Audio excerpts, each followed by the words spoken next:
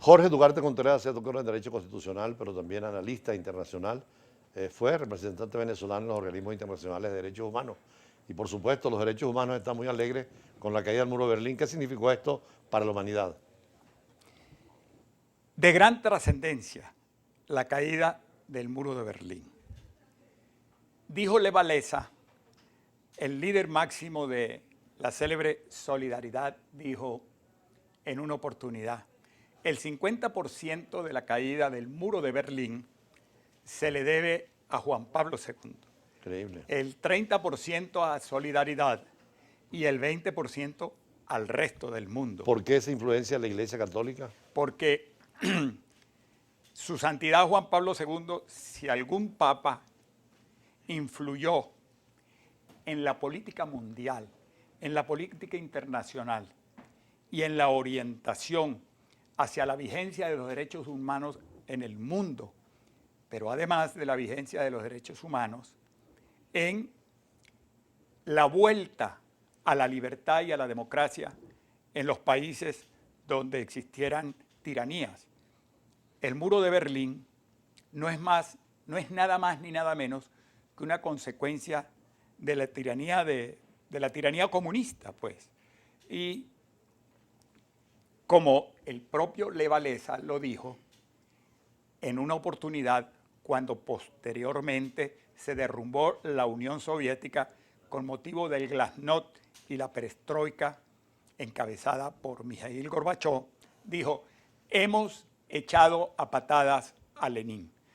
Polonia fue de los primeros países, de los primeros estados que se liberaron del yugo comunista. Después vino Hungría, Bulgaria, Checoslovaquia. Así lo dijo Lech Walesa.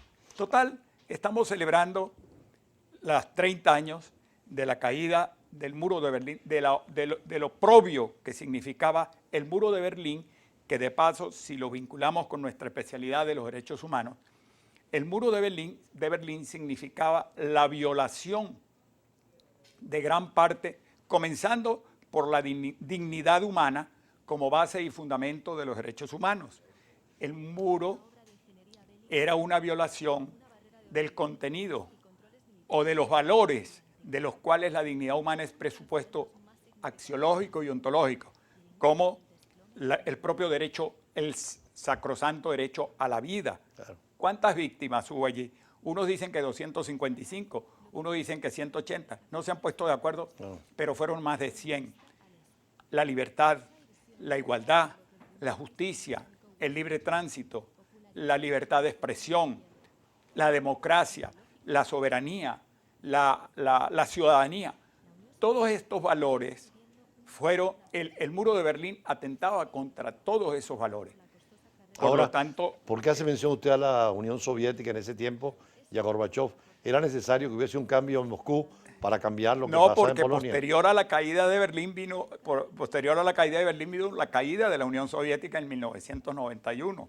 Y quien encabezó esa transformación, ese desmembramiento, así como gráficamente en el muro de Berlín pusieron aquellas fichas de 2 metros de altura de dominó y se cayeron una tras otra, gráficamente tratando de representar la caída del muro de Berlín y lo que significaba el muro de Berlín.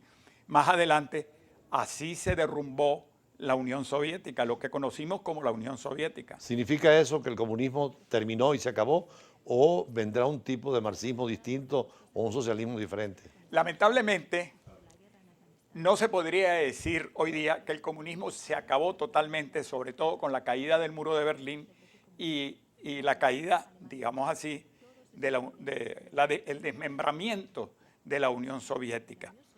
Sin embargo, quedan reductos, lamentablemente, y muy importantes en el mundo del comunismo, que algunos de los que quedan, pues en la forma práctica, son antípodos del comunismo, como por ejemplo China. En China gobierna el Partido Comunista Chino, pero no hay un sistema, más como dicen, un gobierno o un Estado y 2 sistemas. Desde otro punto de vista, no hay un Estado más capitalista que la China. Y liberal, sobre todo en comercio internacional, ¿no? Pero por supuesto.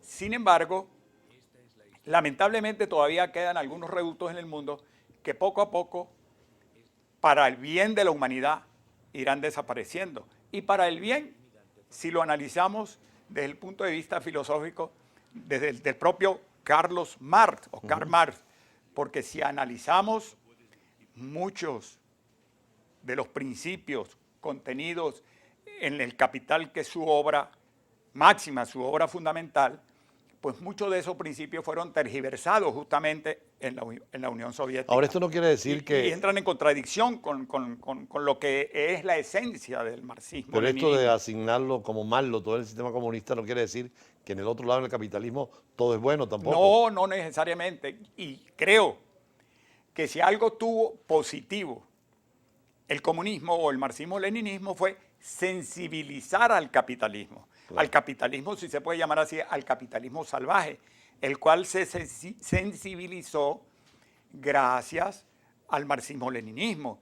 Y ahí fue donde los estados absolutamente liberales pasaron a ser estados sociales de derecho y de justicia. Sobre eso vamos a hablar más adelante al cumplir con compromisos comerciales, porque usted es constitucionalista y precisamente las constituciones heredan ese nuevo concepto Desde luego, que no es ni socialista ni capitalista, sino una tercera vía. Ya regresamos con el doctor Duarte.